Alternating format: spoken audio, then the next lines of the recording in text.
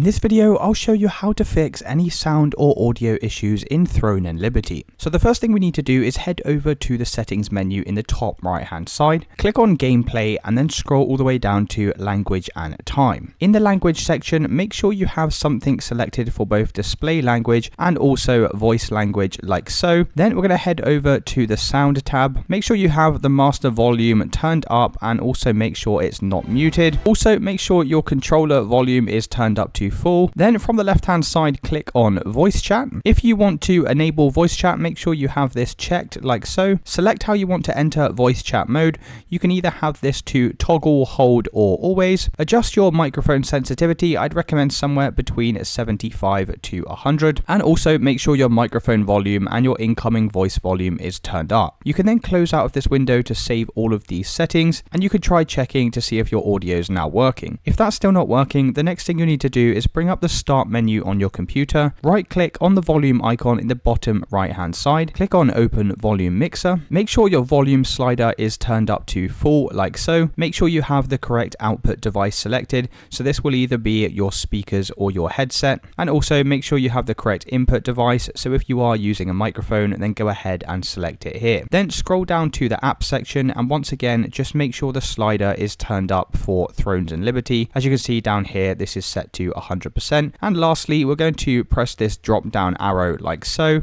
and just make sure you have the correct output device and input device selected here. So I'll be changing this from default to my speakers, and I'll also set my input device to my microphone. And that's it guys. Hopefully by following all of these steps, that's now fixed any sound issues you were experiencing. If you did find this video helpful, then please consider dropping a like and subscribing.